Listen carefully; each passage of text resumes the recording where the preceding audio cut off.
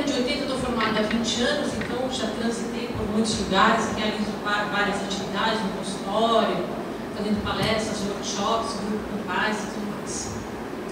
Na década de 80, as pessoas diziam, com relação à depressão, é o mal do século, né, a depressão, e todo mundo falava sobre isso.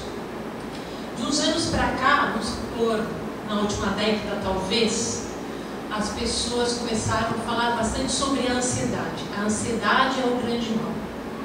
E bem recentemente, esse é um tema bem atual, por conta da quantidade de casos que tem surgido com essa característica tão acentuada, que está relacionada ao narcisismo, ao egoísmo, ao egocentrismo. Por isso que eu pensei sobre esse tema. Pais dedicados demais. Então vamos falar sobre o excesso, né? O exagero. Será que, por conta desse excesso, esse exagero, que eu vou tentar trazer situações do dia a dia, será que, pensando que o psiquismo do filho é constituído no sistema familiar, geralmente as pessoas dizem, meu filho é assim porque ele herdou da família da minha esposa. Geralmente é assim, ou se é alguma coisa ruim, herdou da família do marido ou da mulher, né? Então meu filho é assim porque ele é muito parecido com a minha sogra, né? É da família dela. Não, para a psicanálise a gente entende que o psiquismo ele é constituído no sistema familiar, né? Então é o mundo interno dos pais, vamos falar dos pais, ou uma avó que é muito presente na vida do neto, ou até mesmo no empregado, que hoje em dia isso é bastante comum, porque as pessoas trabalham muito, então as babás são pessoas muito importantes, elas até participam da terapia familiar. A babá vem para a terapia familiar também, uma pessoa muito importante em algumas situações, né? Então é a partir do psiquismo dessas pessoas, né, tudo isso vai ser projetado naquele serzinho que acabou de nascer. Então o psiquismo ele é constituído ali naquele meio. Claro que tem um fator de hereditariedade, com certeza, mas predominantemente, né, as pessoas da minha área acreditam nisso, que ele é constituído. Tanto que, poderia dizer tanto que é verdade, quando a gente trabalha com as famílias, ou trabalhando individualmente com os pais, a gente já vê o reflexo, a gente já vê o resultado ali, na mudança de comportamento dos filhos. Então, realmente, trabalhando o psiquismo das pessoas, a gente vê, né, muitas vezes como se fosse uma equação matemática. Eu recebo muito encaminhamento de crianças e muitas vezes eu nem conheço a criança, porque eu vou fazer o trabalho com os pais. E trabalhando com os pais, depois que a gente tenta romper aquela resistência enorme, que é muito mais confortável eu achar que a dificuldade está com meu filho, e eu não tenho nada a ver com isso, porque a culpa é da minha sogra. Rompendo essa resistência, que é muito difícil trazer os pais, trabalhando com eles.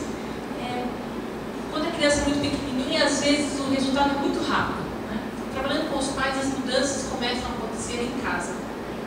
Bom, então atualmente nós estamos estudando bastante a questão do narcisismo. Freud já estudava isso, não é um tema que é atual, mas hoje em dia ele tem aparecido com muita frequência, tá? Então foi por conta disso.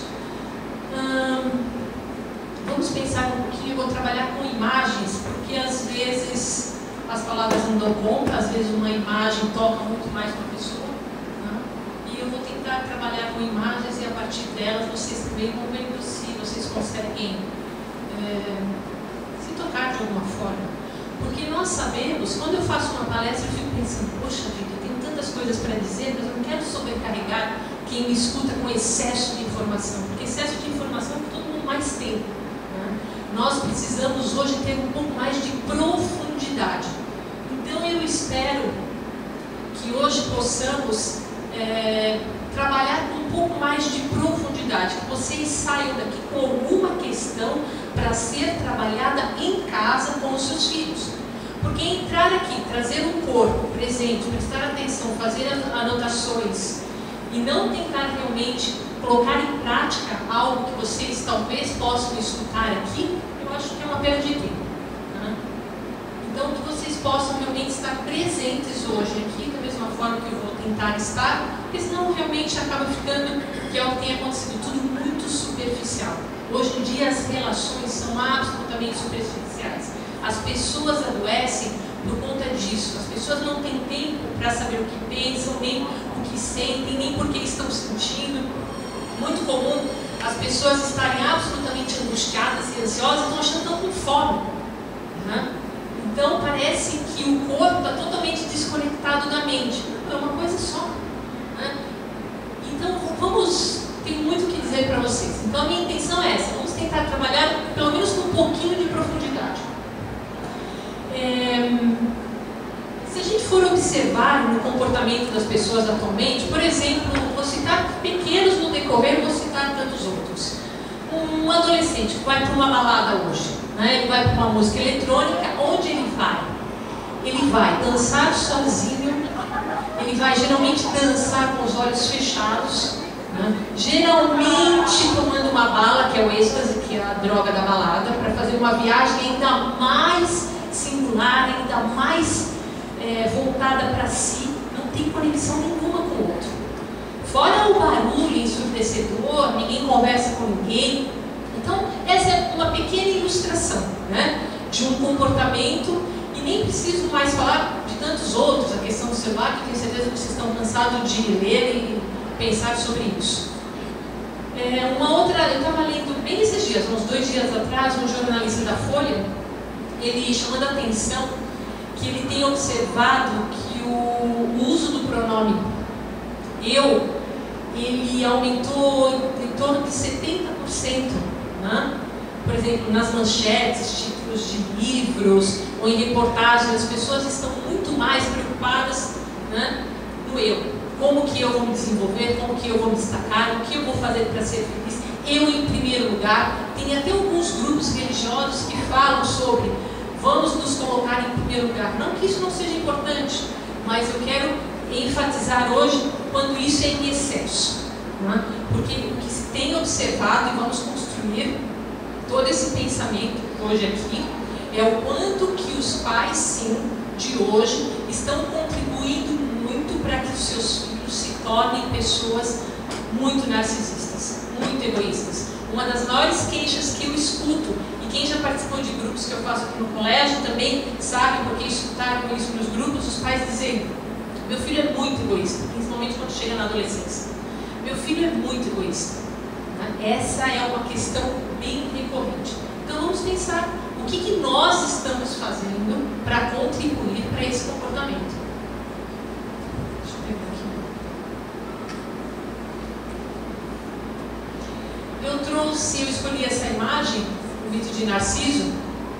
Tenho quase certeza que todos vocês conhecem o mito, algumas pessoas já estudaram muita profundidade sobre o mito, mas mesmo assim, em 1 minuto eu vou trazer um trecho, né, que eu penso que ilustra bastante o que acontece com as pessoas hoje em dia. Porque um narcisista é aquele que pode estar absolutamente rodeado de muitas pessoas, porque geralmente é uma pessoa muito sedutora, uma pessoa muito articulada, mas é uma pessoa muito solitária, porque ele só pensa nele. Ele está ali com as pessoas, mas ele não está investindo na relação com o outro. Ele está tentando obter algum prazer, né? E vamos trabalhar um pouquinho mais para que vocês entendam um pouco melhor o que eu estou tentando trazer. Mas eu vou ler um pequeno trecho. Espero que vocês tenham um pouquinho de paciência, normalmente vai durar 1 minutinho.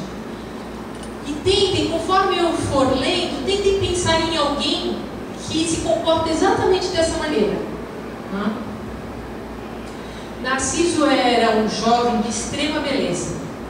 Porém, a despeito da cobiça que despertava nas ninfas e donzelas, Narciso preferia viver só, pois não havia encontrado ninguém que julgasse merecedor do seu amor. Um dia Narciso, fatigado da caça e sentindo muito calor e muita sede, debruçou sobre a fonte para banhar-se e viu, surpreso, uma bela figura que olhava de dentro da fonte. Com certeza é algum espírito das águas que habita esta fonte. E como é belo, disse, admirando os olhos brilhantes, os cabelos anelados como os de Apolo, o rosto oval e o pescoço de marfim. Apaixonou-se pelo aspecto saudável e pela beleza daquele ser de dentro da fonte retribuiu o seu olhar. Não podia mais se conter. Baixou o rosto para beijar o seio e enfiou os braços na fonte para abraçá-lo. Porém, ao contato de seus braços com a água da fonte, o ser sumiu para voltar depois de alguns instantes, tão belo quanto antes. Por que me desprezas, bela criatura? E por que foges ao meu contato? Meu rosto não deve causar-te repulsa, pois as ninfas me amam e tu mesmo não me olhas com indiferença. Quando sorrio, também tu sorris e responde com acenos aos meus acenos. Mas quando estendo os braços, fazes o mesmo para então sumires ao meu contato. Suas lágrimas caíram na água, turvando a imagem. E ao vê-la partir, Narciso exclamou: Fica, peço-te, fica.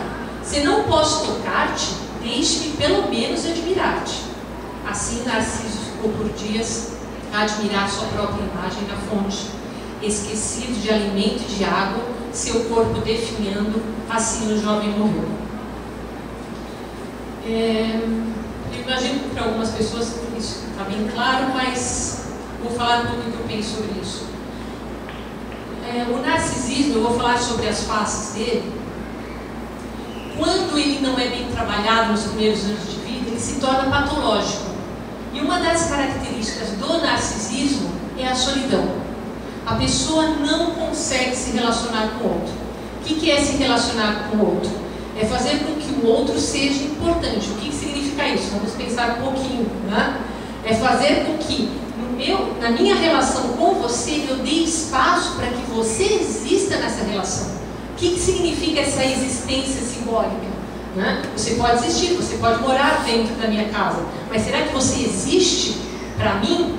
Será que eu respeito os seus valores? Será que eu respeito os seus pensamentos, os seus desejos? Ou eu, que sou a detentora do saber, que sou tão mais experiente, que sou tão mais vivida, sei o que é melhor para você? Meu filho. Né? Essa é uma fala que a mãe ocupa bastante. Então vamos continuar. Então, as duas faces do egoísmo. Ali, bem nos primeiros anos de vida, quanto menorzinha for a criança ali no primeiro aninho de vida, essa característica ela é bem marcante. O que eu quero que vocês observem é se essas características que são esperadas para a criancinha que tem 1 ano, se ela se mantém na pessoa que tem 30, 40 ou 50 anos. Tá? Então, é isso que eu quero que vocês fiquem atentos. Isso é para essa fase. Mais ou menos espera-se que até um determinado momento isso tenha que ter sido trabalhado. Não foi. Então, esse primeiro momento, que é o egoísmo de vida, narcisismo de vida, primeiros anos de vida, criancinha ali no momento que ela nasce, ela se relaciona com a mãe. Vou falar da mãe, né, de uma maneira geral, com a mãe, nos primeiros anos de vida. Primeiro que ela nem enxerga a mãe. Ela não enxerga a mãe, ela não tem essa dimensão, quem é o outro, quem é a mãe, nem fisicamente. Ela só se relaciona com aquilo que nós sabemos que é o seio, mas ela também nem sabe. E ela se agarra ao seio, ou à mamadeira, a mãe que não pôde amamentar, ela se agarra e ela só pensa na satisfação dela. Ela não está preocupada se está doendo o peito da mãe, porque ela está mamando demais, se está sangrando o peito da mãe. Ela não está preocupada, agora eu não vou chorar, porque afinal de contas minha mãe tem que acordar amanhã cedo para trabalhar. E isso é absolutamente esperado. É assim que tem que ser. Ali bem no comecinho. Né? Bem no comecinho. Isso não é para acontecer mais dessa forma, com todas essas características depois. Com 5 aninhos já precisa, é muito pequenininho, mas já precisa ser muito diferente do que aconteceu com 1 aninho. Com 10, porque a gente observa, e eu quero que vocês possam ir pensando, pessoas que se comportam exatamente como recém-nascido.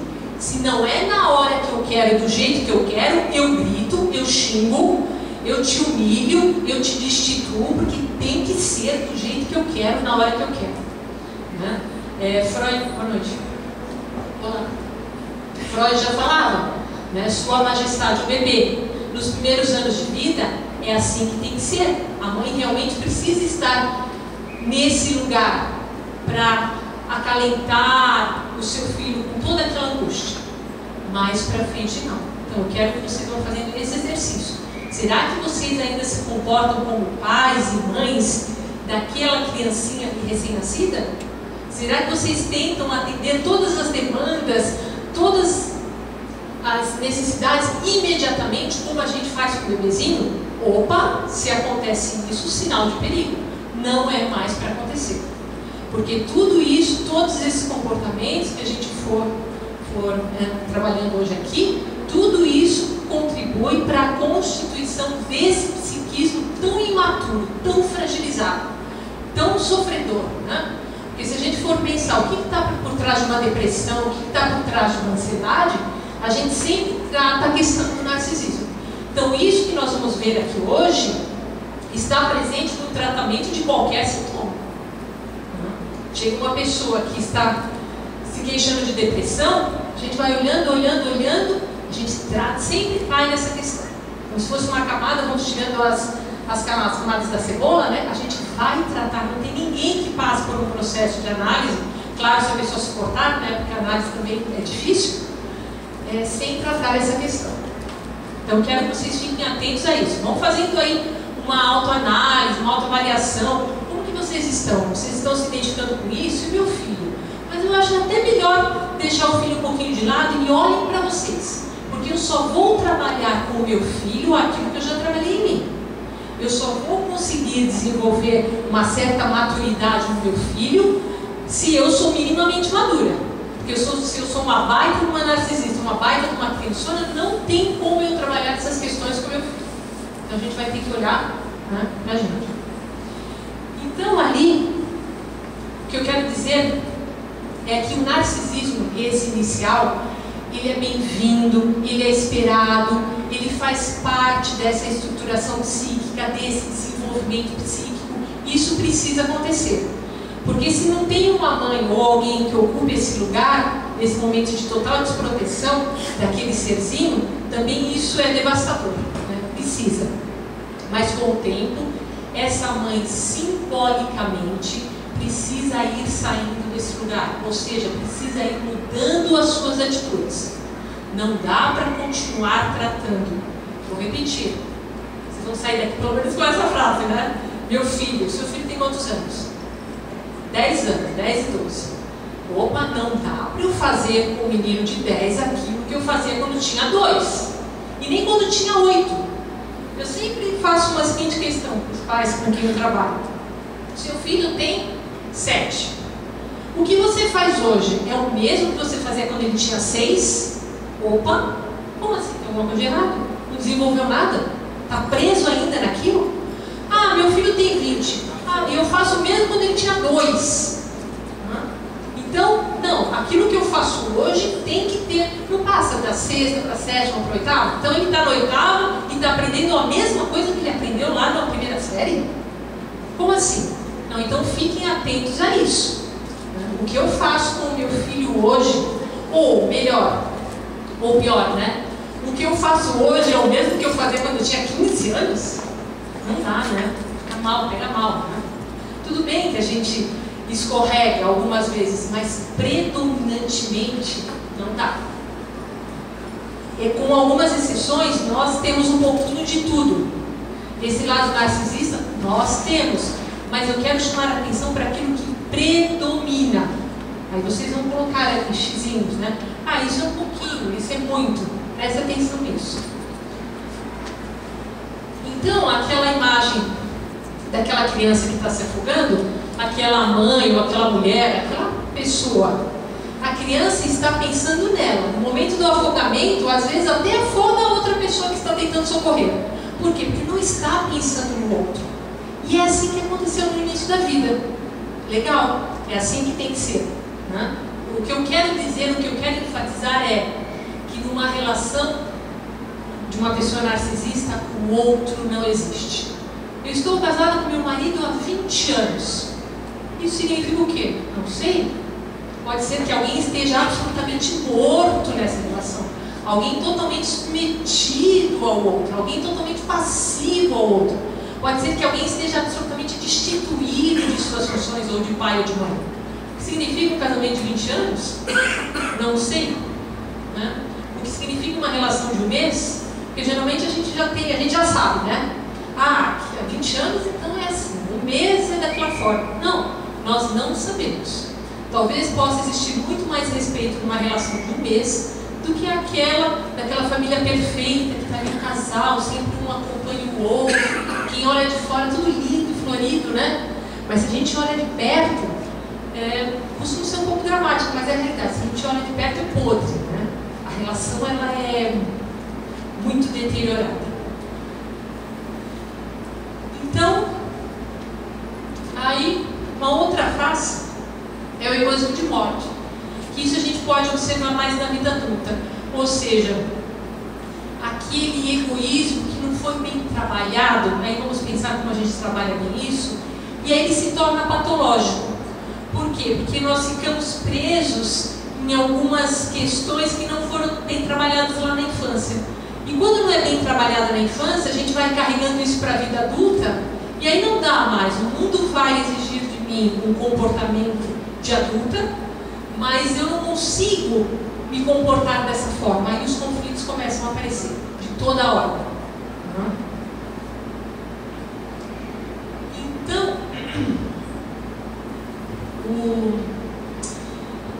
tem aquele, geralmente a gente pensa, se a gente for pensar nas pessoas que governam o nosso país, ilustra bastante o narcisismo. Aí tem o narcisismo bem patológico, que são aquelas pessoas mais perversas, que nem culpa tem, nem arrependimento. Porque no momento que a gente investiga.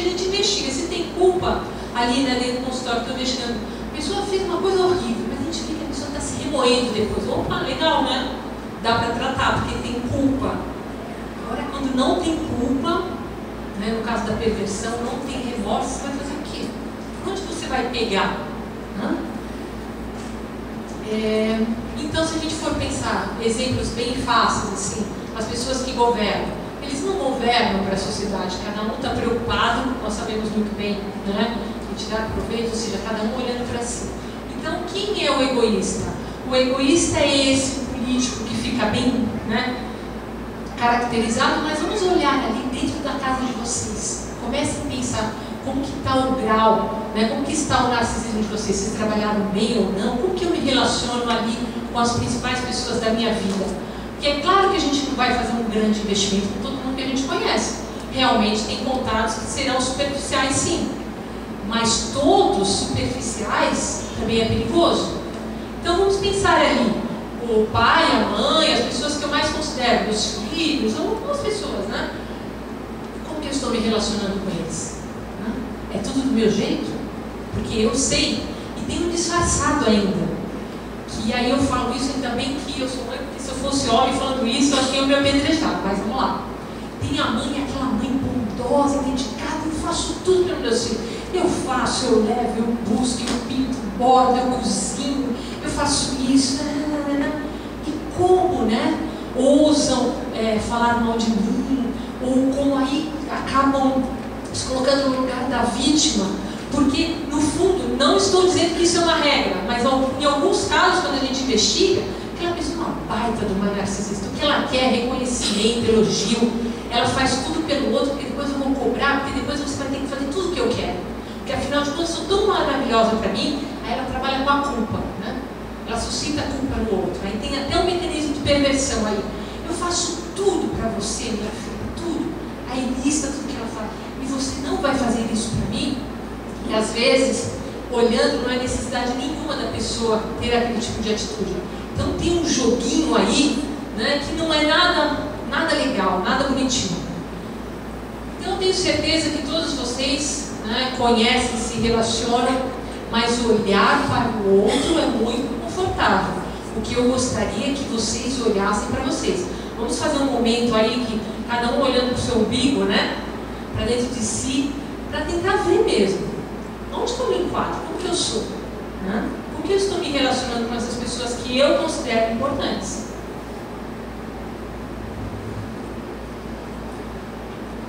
Coloquei aí brincando de casinha, escolhi algumas imagens e vou tentar explicar também por que eu vi isso. A ideia é que é uma moça, né, entrando ali com os seus objetos. E o narcisista, ele se relaciona assim.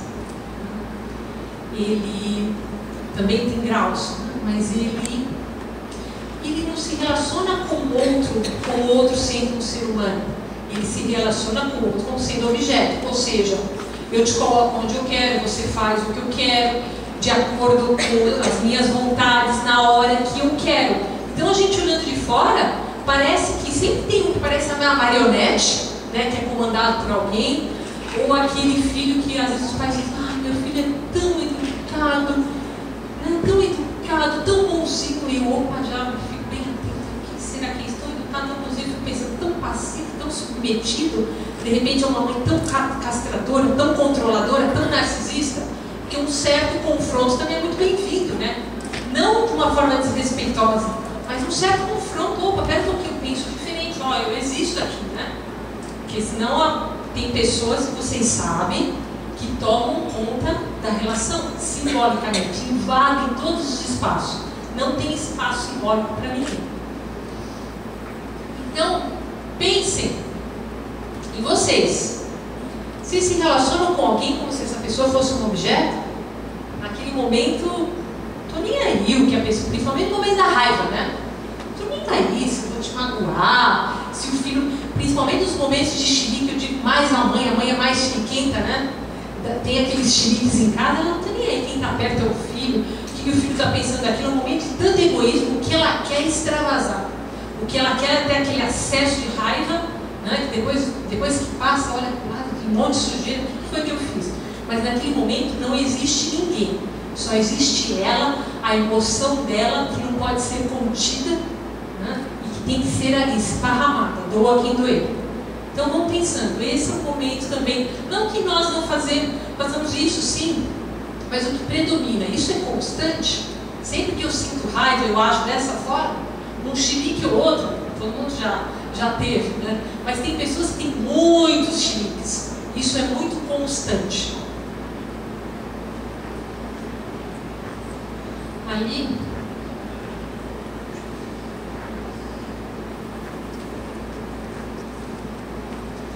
então é assim,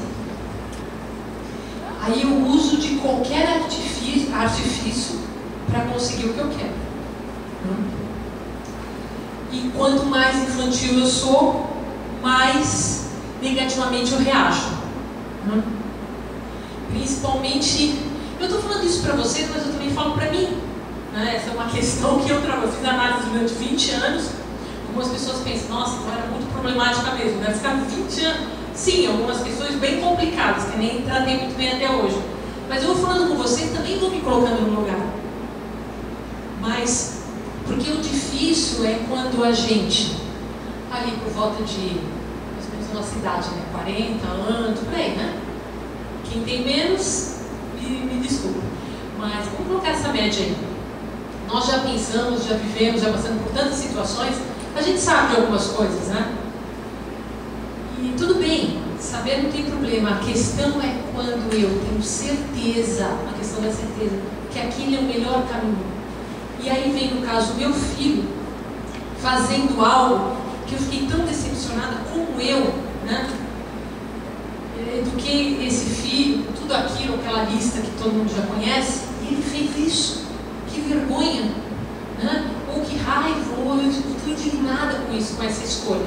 Tudo bem, a gente sente isso, mas vamos ter, se for possível, e eu acredito que já acompanhei muitas pessoas que conseguiram desenvolver essa capacidade, vamos entender por que será que aquela criatura fez aquilo, né? O que o levou? Deixa eu me aproximar um pouquinho mais do meu filho para entender um pouquinho o que acontece com ele, ao invés de eu sozinha já ficar julgando, aí eu fico muito solitário nessa relação.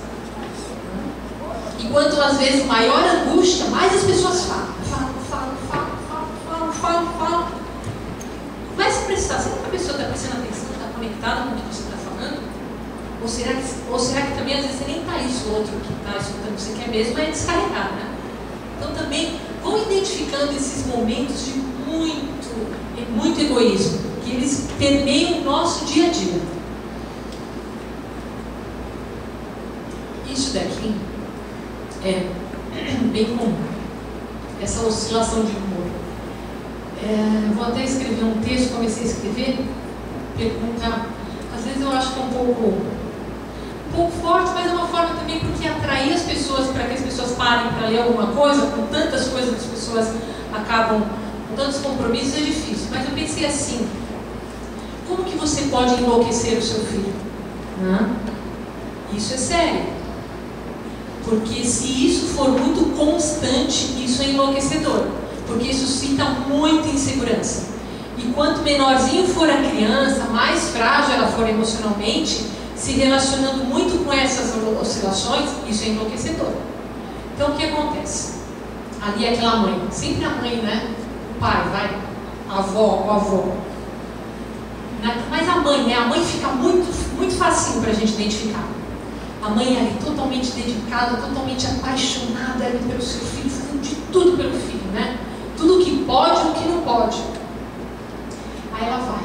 Aí a mãe trabalha, a mãe educa, ela faz tudo aquilo, mas todas as exigências, porque o mundo, né? Tem que amamentar, e tem que fazer isso, tem que fazer aquilo, e tem que ir na palestra para escutar o que a Andrea vai falar, e tem que ler tal livro, e a amiga falando não sei o quê, aí vem a sogra, vem a avó, e aquela sobrecarga. Isso é insustentável, insuportável. Aí o que vem é um momento de raiva e a explosão. Claro, essa energia ela precisa ser extravasada de alguma forma. Aí vem a explosão.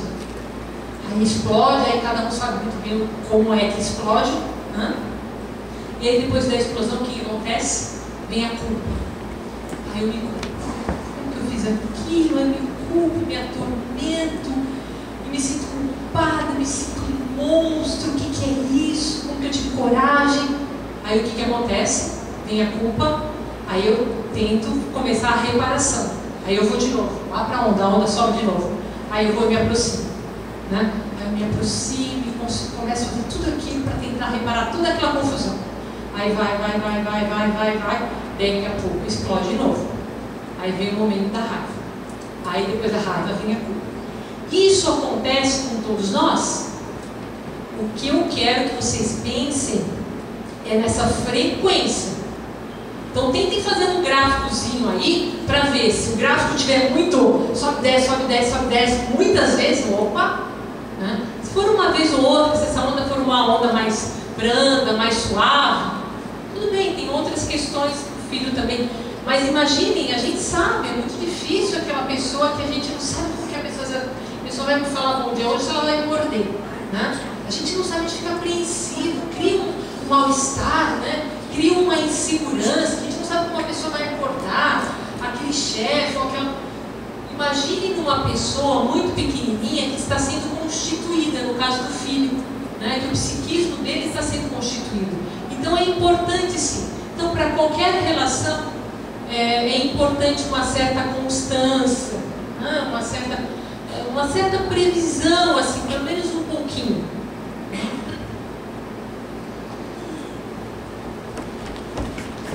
Então, pensando na formação do psiquismo, então quando vocês ficarem tentados a dizer que meu filho é assim porque herdou de tal pessoa, né? Vocês não vão fazer nada com isso. Tá, tudo bem, o comportamento é muito parecido com o comportamento da avó ou do pai. E daí? É assim será? Eu penso que eu identifico o comportamento que me preocupa no meu filho, aí eu olho para mim e vejo o que é que eu estou fazendo para alimentar aquele comportamento. Aí eu posso mudar um pouquinho o comportamento do meu filho. Se eu ficar só olhando para ele, olha o que você fez. Ou só podia ser, né, filho de quem é, ou com a avó que tem, afinal de contas, vivendo tanto tempo com tal pessoa, ou andando tanto com fulano, só pode dar nisso mesmo. Isso é muito confortável, não vai servir para nada. A minha intenção é que possamos pensar em intervenções. O que será que eu posso fazer para modificar um pouquinho esse comportamento, para modificar um pouquinho a minha relação com essa pessoa. Olhem para vocês. E aquele comportamento, eu tenho certeza, por conta da dependência que os filhos têm dos pais, né? Ou se moram com os avós, ou seja, da pessoa que é importante. Se vocês olharem para vocês e tentarem identificar quais são as atitudes em vocês que contribuem para aquilo, aquilo muda um pouco. A partir do momento que vocês começarem a trabalhar em vocês. Então, deixem de olhar para o outro. Claro que é importante, a gente olha inevitavelmente. Mas antes, olhem para vocês. Então, o que vai adiantar a gente ficar falando e criticando? Olhem para vocês. O que vocês podem mudar? O que vocês podem fazer? Por quê? Porque, como eu disse, o psiquismo ele é constituído ali naquela enorme rede, né? Ao redor, com todas aquelas pessoas, eu vou me constituindo. Eu vou introjetando os sentimentos do meu pai, o sentimento da minha mãe. Porque respeito a gente não ensina com palavras. Não vou pegar um livro sobre respeito e vou dar para o meu filho, ó, leia. Ou vou ficar ali naquela falação, né? Que se a fala é muito longa, quanto menor a idade, menos capacidade tem para suportar toda aquela escuta. Quando vocês começarem a falar, tentem ver se a pessoa está conectada, se está prestando atenção. Se não, para. O respeito, a gente não ensina com palavras. Óbvio isso? Não sei se é tão óbvio. Os pais insistem muito na fala. Observem as atitudes. Eu não dou muita importância para a fala. Eu desejo isso, eu quero tanto aquilo. O que vai falar sobre o desejo de alguém são as atitudes. Não as palavras. Posso falar qualquer coisa, que eu desejo qualquer coisa, que eu te amo. Como eu te amo?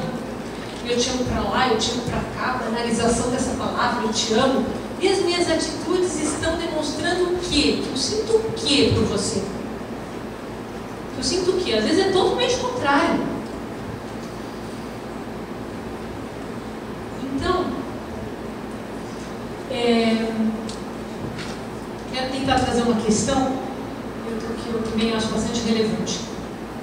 Quando nós nascemos, o nosso psiquismo ainda não existe, ele vai ser formado, sabe-se lá como, né? Às vezes bem formado, às vezes muito mal deformado. E quando a criancinha está ali, o bebezinho está no momento da amamentação, ela não tem capacidade nenhuma para suportar frustração. A gente pode medir o grau de imaturidade de alguém por essa capacidade de suportar frustrações. Uma pessoa de 50 anos, super desenvolvida intelectualmente, super bem sucedida, mas emocionalmente muito frágil. Não suporta a mínima frustração. Esse espaço simbólico foi muito pouco trabalhado. Então, o que acontece ali quando o bebezinho nasce? Ele nasce, vamos pensar na mãe que amamenta, mas a mãe que, alguém que também ofereceu uma madeira, é mais ou menos o mesmo mecanismo. Então, mas a mãe que amamentou, a mãe amamenta, aí ela se afasta do bebezinho, algumas nem conseguem esse afastamento. Seria bom que conseguisse. A mãe foi lá fazer xixi, se deu o luxo de ir lá fazer xixi, né? Volta bem rapidinho. Às vezes nem faz, né? Nesse momento que a mãe se afasta e o bebezinho chora, olha o que acontece com o bebê. Ele é tão frágil emocionalmente, ele é tão frágil, que ele não suporta aquela castração da mãe ter se separado dele. Sabe o que acontece com ele? Nesses primeiros dias, nesses primeiros meses, ele alucina o seio da mãe para poder suportar esse distanciamento da mãe. Conforme ele vai se desenvolvendo emocionalmente, ele começa a ter capacidade para suportar as frustrações. Então ele começa a suportar um pouquinho mais, que a mãe se afasta, que a mãe demora, aí ele começa a ter registros de que a mãe vai, a mãe volta. Mas tem algumas pessoas que não trabalharam isso. Então são aquelas pessoas, por exemplo, um ciúmes possessivo. Ela não confia que o outro vai e o outro volta. Ela acha que o outro vai e vai trair, não que algumas pessoas não façam isso, mas estou falando num caso patológico, que o outro vai e o outro não volta. Então teve uma falha muito ali no início da vida. Por exemplo, a criancinha ali com 2 aninhos. Às vezes as professoras estão fazendo de uma forma muito precoce, fazendo com que a criança já divida os brinquedos com a outra criancinha. Opa, pega um pouquinho. Não é o momento ainda. É o momento para que ela possa saber que aquele brinquedo é meu, e depois que eu tiver vivenciado essa questão do que é meu e ter segurança de que é meu, aí eu posso emprestá-lo para você, que eu sei que você vai usar e vai me devolver e volta. Por isso que a criança não se desgruda daquilo e não quer se desgrudar da mãe. Porque vai, desaparece. E o que será que vai acontecer? Algumas pessoas já adultas, né? Quando fulano desaparece, aí começam as fantasias. Estou falando de caso grave, muito patológico. O que será que está acontecendo? Aquele turbilhão de pensamento. Ô meu filho, o que será? Morreu, foi atropelado? O que será que aconteceu? Então tem uma falha aí nesse início que precisa ser trabalhada. Não é aquela pessoa que tem um pouco mais de segurança de que meu filho vai e ele volta com segurança. Não estou dizendo que nós não precisamos nos preocupar com as questões de perigo que acontecem hoje, né? Não é nada disso. Está dando para entender que eu estou querendo chamar a atenção para aquilo que é patológico. São pessoas que não confiam em nada, porque se vai, não volta integrado, ele vai e volta destruído, né? Porque ele vai para não voltar, ou ele vai para trair, ou ele vai para morrer. Então, esse desgrude que às vezes algumas pessoas têm dificuldade de fazer, principalmente com os filhos, né? Tem uma questão aí que precisa ser trabalhada e que não foi, né? Já desde o início. Porque às vezes tem mães que não conseguem se desgrudar dos seus bebês durante muito tempo. E aí às vezes o bebê tem 30, 40, 50, 60 anos. E a mãe não, ou o pai não conseguiu se desgrudar do tal bebê. O problema é que o bebê, adulto já é, né? Mas se essa mãe quiser ajudar esse bebê, ela vai precisar trabalhar as suas questões. Senão ela não vai deixar essa pessoa, né? Até porque para o filho ir para o mundo, para a vida, se constituir como homem, como mulher, o pai tem que autorizar simbolicamente. Não é falar, meu filho vai. Tem que ter um desejo, tem que acreditar, tem que olhar no olho do filho e achar que é o momento, né? Vai que eu confio na sua capacidade para resolver aquele problema com o coleguinha. Não preciso eu ir lá falar com a professora. Vai, meu filho, vai para a festa e volta. Não preciso ir lá observar quem está na festa. Estou falando do excesso. Não estou dizendo que os pais não devam ir buscar o filho na festa, não é nada disso. Estou querendo dizer que tem pais que não autorizam o filho, o marido, seja lá quem for, a nada na vida. São pessoas que ficam reféns dessa dinâmica doentia familiar.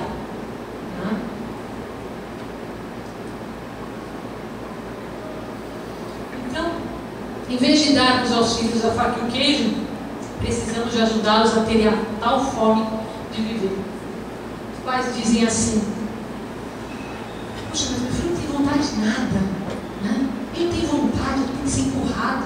O menino não tem iniciativa, não tem vontade. Tem que falar: meu filho, vem aqui ver o passarinho, vem aqui me ajudar a montar o barco. Não tem vontade, não tem desejo.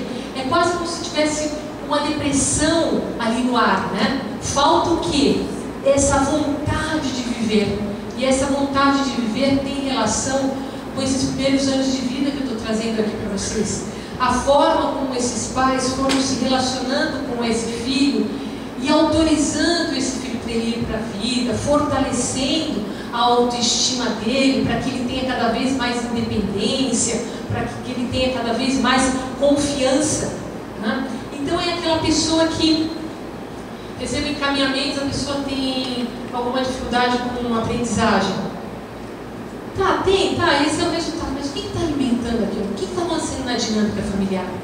Porque aprender significa: eu quero crescer, eu quero me desenvolver, eu quero conquistar, né? Eu desejo. Aquela pessoa não quer, principalmente no momento ali, terceiro ano, início de universidade, né?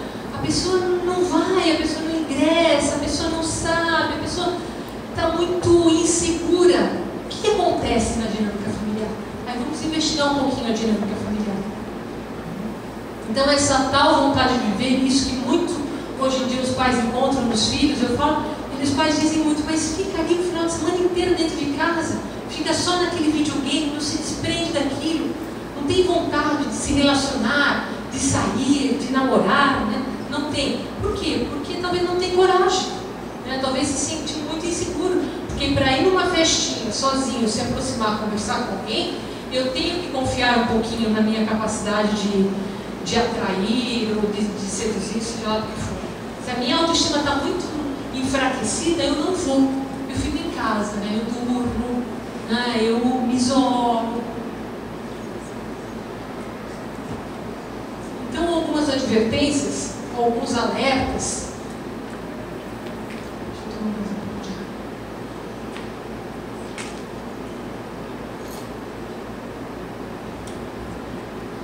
Então, cuidado mesmo com exageros, com os excessos.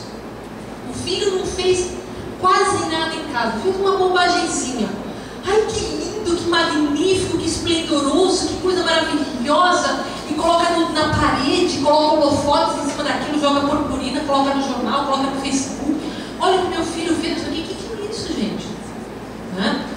É um exagero com relação a tudo. A criança faz, ela deu um passo que é absolutamente esperado e é para ser tratado com naturalidade.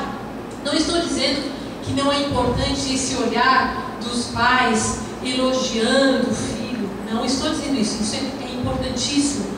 Estou chamando a atenção para o excesso, para isso que transborda, para isso que não serve para nada, ou se servir, serve só para fragilizar. Estudos dizem que as pessoas estão, os adolescentes, eles estão com um ego tão inflado, e nós sabemos as consequências disso, né? Casos de depressão, por quê?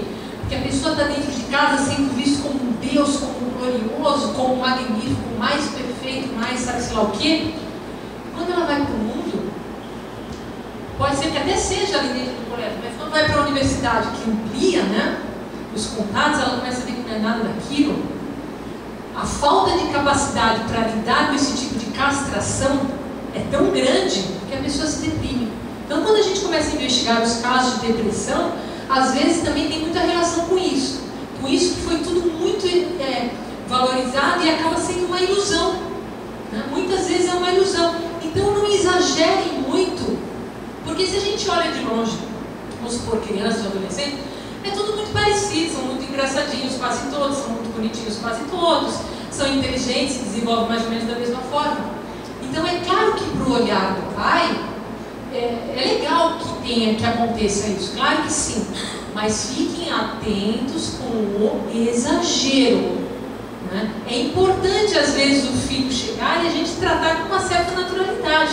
Precisa sempre colocar o filho em destaque? Precisa sempre, o tempo todo, tudo que o filho faz, qualquer bobagem, vocês sabem, qualquer coisa, né? E aquilo já é um evento para toda a família. Olha o que meu filho fez. E aí ele vai fazer depois, mais para frente, isso no mundo, e o mundo não vai reconhecer, porque o mundo hoje em dia exige cada vez mais, vai olhar e vai falar, ou nem vai olhar, né? Nem vai olhar. É aquela menina, isso acontece muito com as adolescentes, as meninas. É aquela menina que é linda em casa, é a princesa do pai, se acha.